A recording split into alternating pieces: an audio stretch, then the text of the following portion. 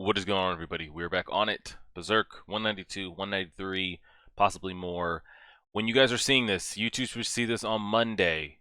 This same day, there should be early chapters on Patreon. So everybody and their mother will see this on YouTube on Monday, the 27th, 6th, 27th.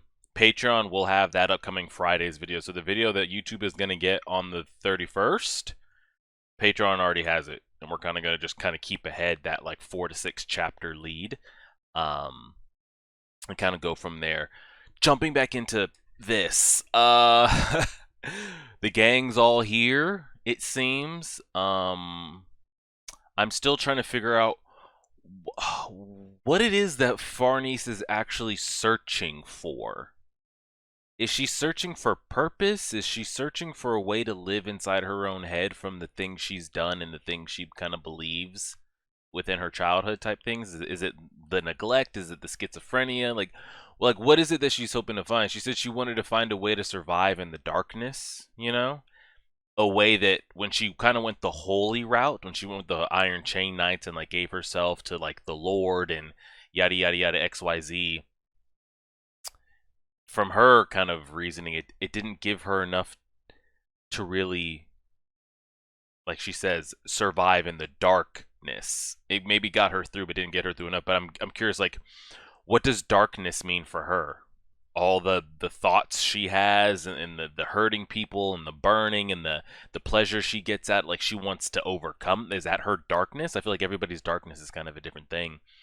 But then I would tell her, like, it's really like what Gut said. I'm not here to teach you that. You can hang if you want, but we Tatakai, like we just keep we keep fighting, we keep moving forward is kind of what it is from what I've seen from Guts' point of view. Like there isn't a secret technique, or he doesn't have a crazy mental like focus that he does. Like we just keep moving forward. So I'm curious of like as she's going through this, will she get to a point of like, wait, he doesn't actually do anything special at all. Like this is pointless. This is useless. He doesn't do anything but keep going. And maybe that'll snap for her.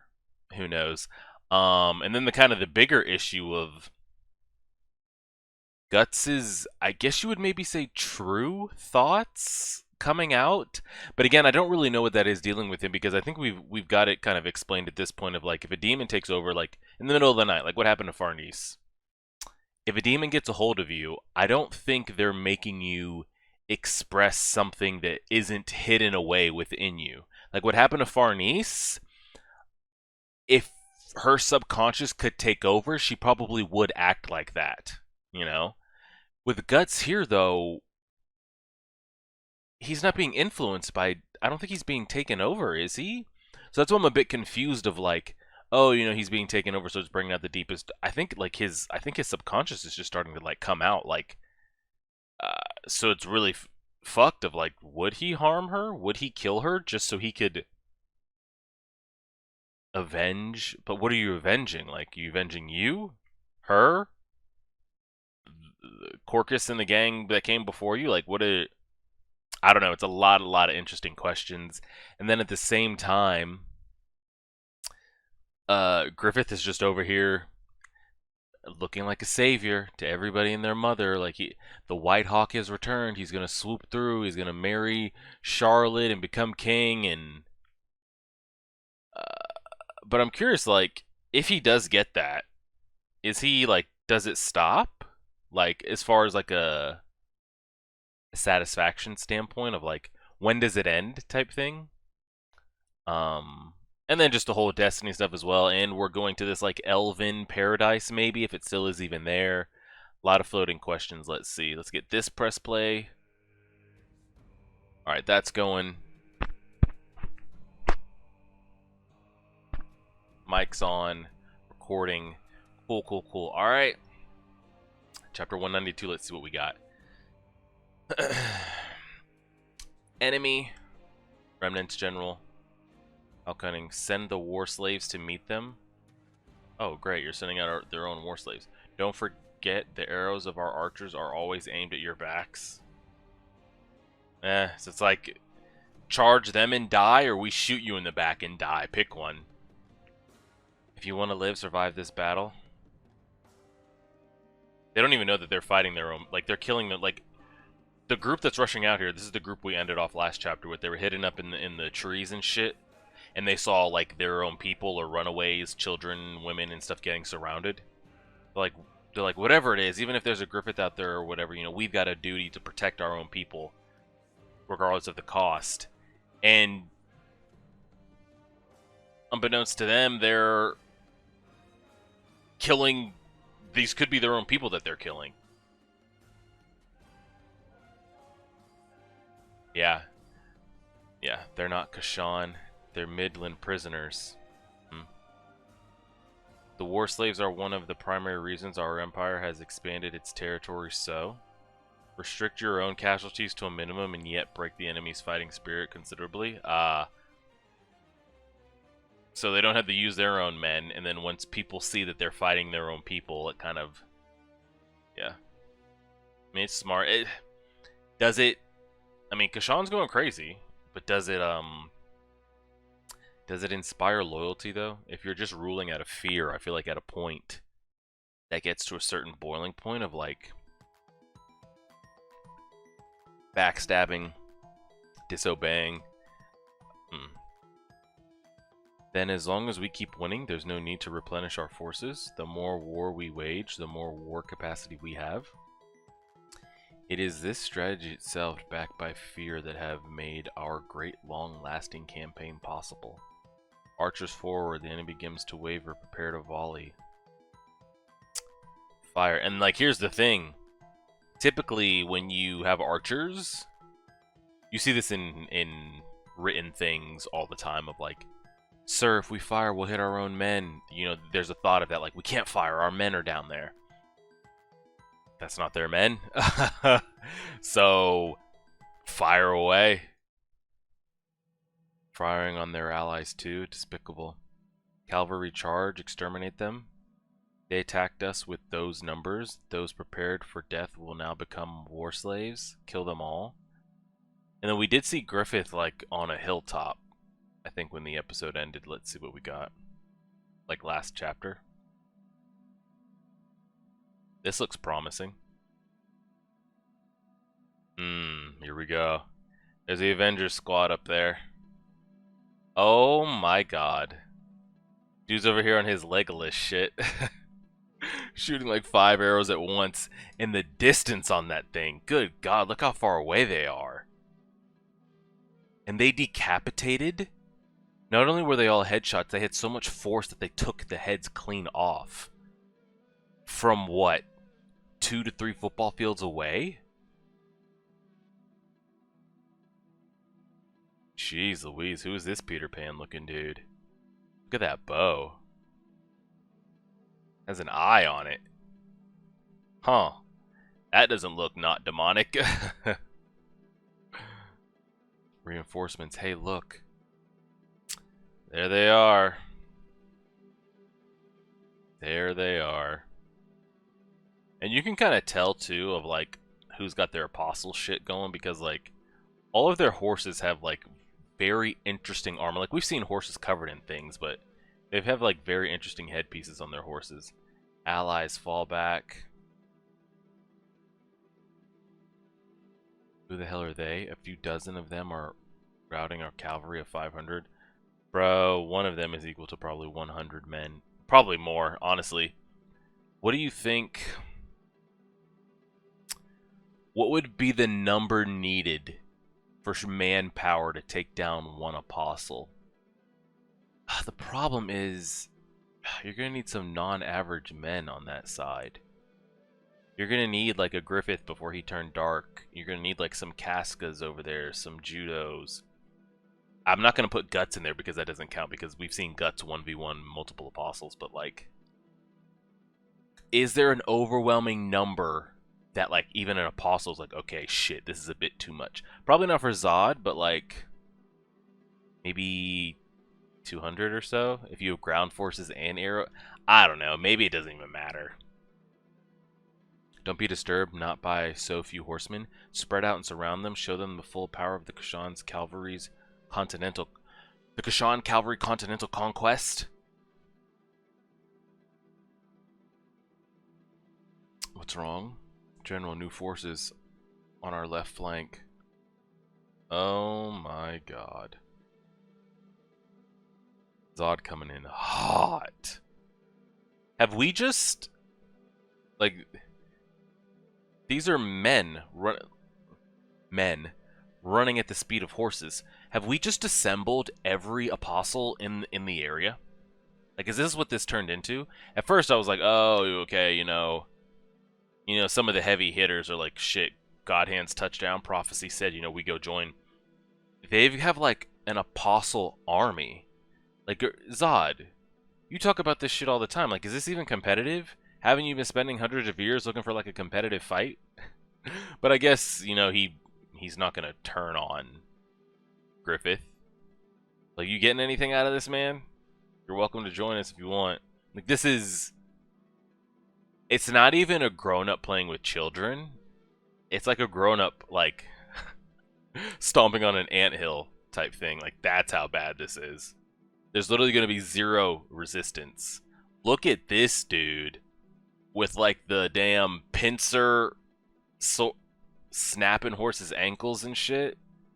Good God. What are they? Monsters. You mustn't retreat. The enemy numbers less than 100. You call yourselves Kushan. Bro. Do you see what we're dealing with over here? We got this purple dolphin holy iron chain knight dude over here that has an exploding, what are we saying this is, a crab arm?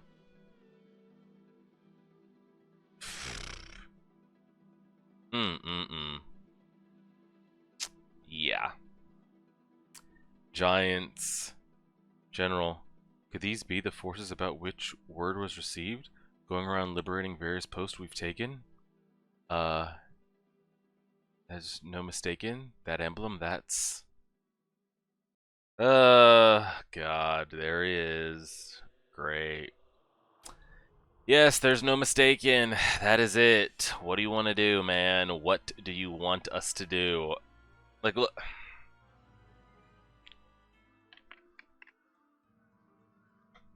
Yeah. Looks great. Banner of the Flying Sword. Alright, let's see what we got. This is... Follow the Hawk. I mean, God. Does he face any resistance on his ascension to like being king or getting his own kingdom? And I don't mean resistance on the battlefield. That's not going to happen. And probably any other resistance he runs into, he can just kill and get rid of.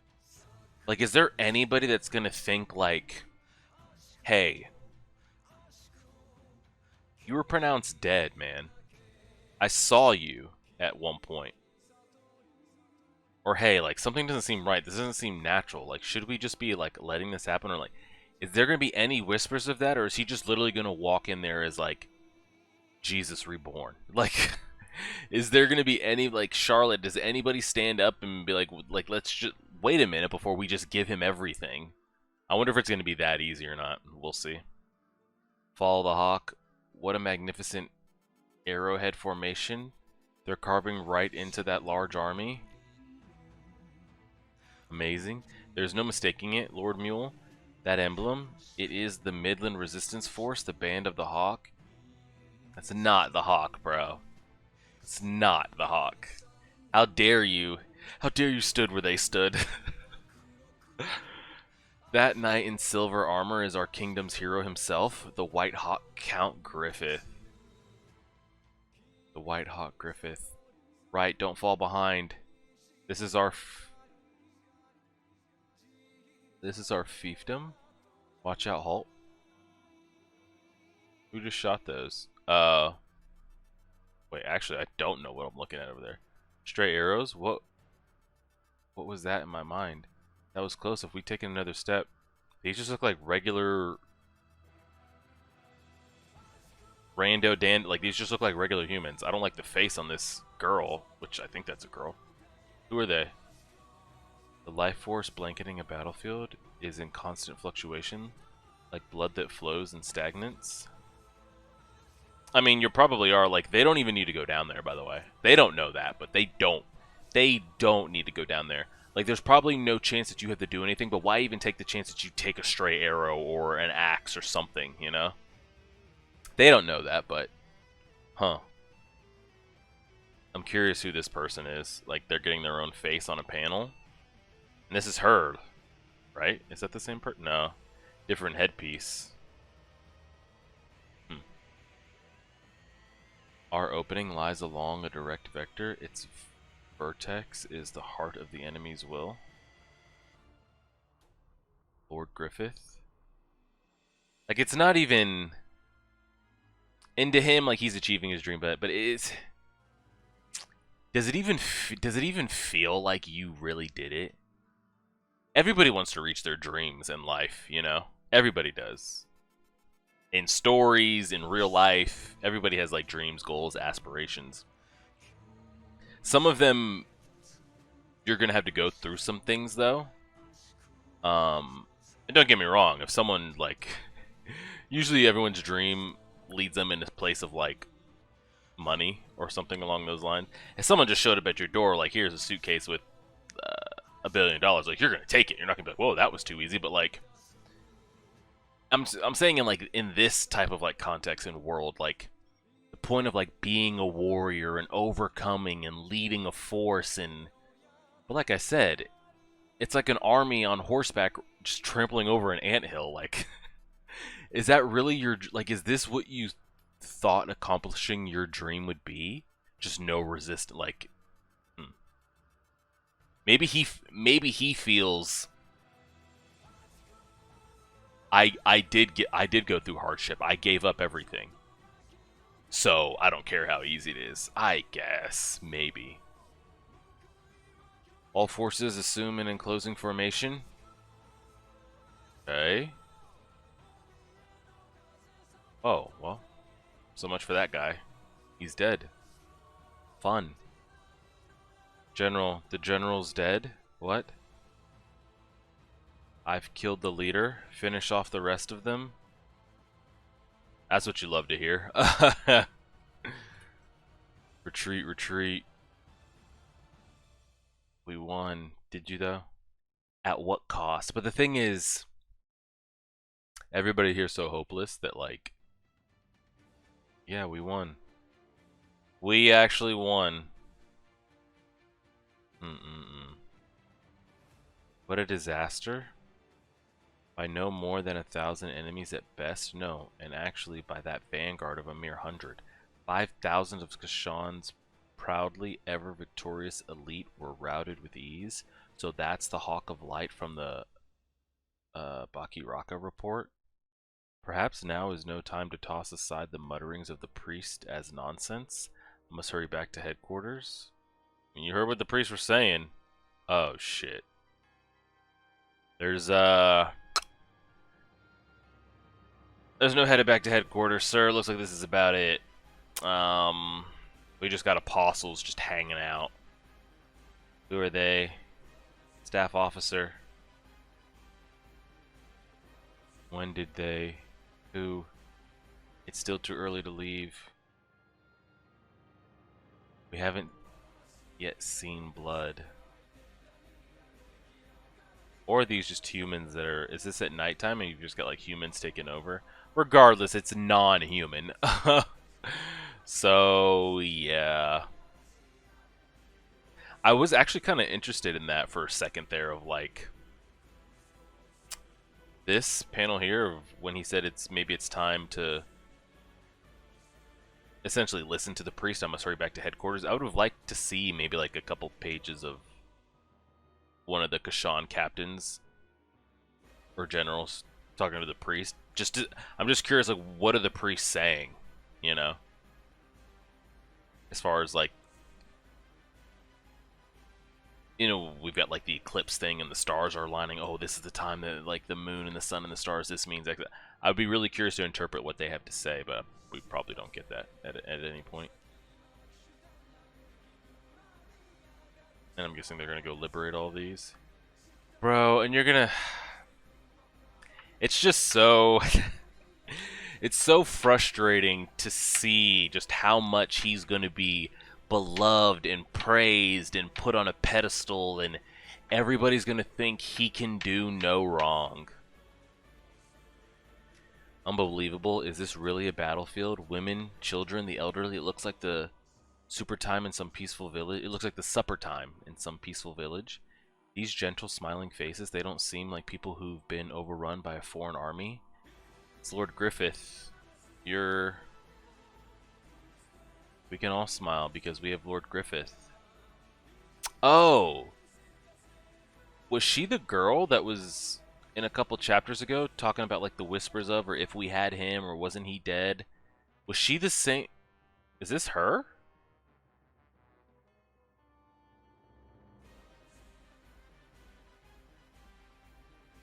Is this her here? She went from damn near sex slave to armored and mounted on a horse? Is that her? Yeah, I think it is. This girl, don't tell me she read my mind. I'm Sonia. Welcome. The Band of the Hawk? Band of the Hawk? Right. Named after that legendary Band of the Hawk. With the Hawk in command, it can't be anything else. Everyone asked Lord Griffith to name it, so... Now come with me. You want to meet him, don't you? Meet Lord Griffith? Bro, come on now. His mind seems to be rattling. Doesn't this seem... But what can you do? They'll just snuff your ass out. Like, what are you gonna do? Huh. And then you start asking yourself of, like... it's tough. Because then you start thinking of it about, on the flip side, it's like... You know how I sat there and said, like, none of these people know, like, what he's done and the things he's done. Then you think of it on the flip side of, like, what if he actually doesn't do anything bad? As far as, like, what if he actually is a noble leader, a noble king? He goes in there, he marries Charlotte, he rules, he doesn't just kill just to kill, he's not a tyrant, he doesn't rule out of fear, like he actually is a good, prosperous king. Midland ends up being higher than it ever was. Like, there's no poor, I mean, of course, there'll always be poor, there's always going to be rankings of hierarchy and things, but, like, it's just good times. Like, you couldn't imagine prosperous times in a kingdom like Griffith and his rule, you know? And these people know no different. They don't know of the eclipse or what he's done. They just know, like, they were going through plague, just overall fatigue, starvation, everything, and he showed up and liberated all that. Does that make it okay? Like, does he get a pass? I don't know, that's tough. It's like, do you give him a pass for the things he did in the past if he leads hundreds of years of prosperity? I don't know. That's a question. I don't think he does, but to them, they know no different. So I don't blame them, but at the same time, it's like, you don't know. But it's like, can you wash away that much blood just because you... Question of the day. We'll go ahead and leave it there, though. I appreciate it, everybody. Like, share, favorite, subscribe, as always.